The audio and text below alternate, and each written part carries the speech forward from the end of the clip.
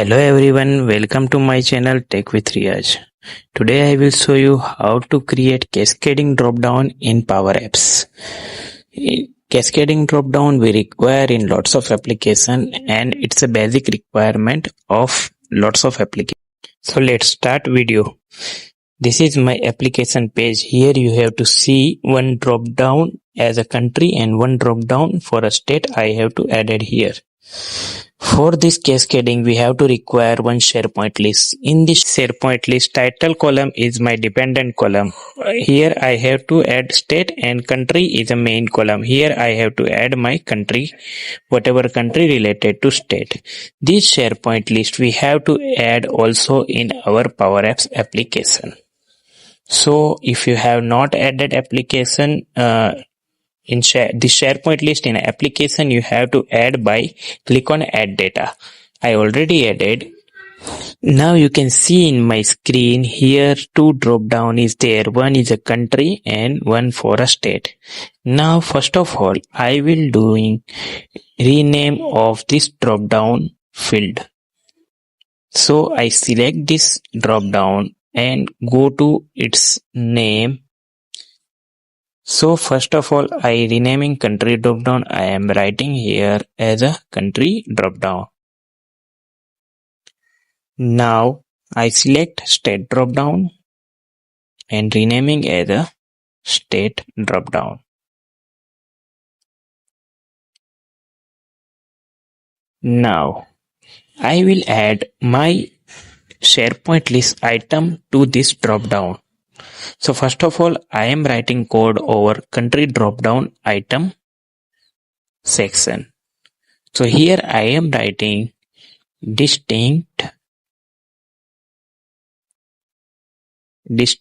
and in the bracket my list name. So my list name is country wise state list. Then whatever my item I have to bind here. I have to bind my column country name. So I am writing here country name. Now you can see when I am play it, you can see all country will come in a distinct. Distinct means it's not a repeated. You can see here it's not a repeated. Only one country name will come here. Now we will go on a second drop down to binding this one to a first drop down. So I am writing over here filter, then my SharePoint list name country wise state list, then country name equal to country name is my column name. Okay, I have to bind this drop down to this country name. So country name equal to my this country drop down name. I already renaming it country drop down, but I think it's not saved, so it will not visible. I check it. What is the name of this? Oh, this name is a drop down 2. So I will add drop down 2 here. Country name equal to drop down 2 dot selected dot selected. I have to remove this text dot selected dot value and bracket close. So this is a code is complete, but you can see data will not appear here. Why? Because it's by default will come with some column name. So we can bind here. Go to properties and here in value section, I will select here my state list column name. My state list column name is a title. So I take here as a title.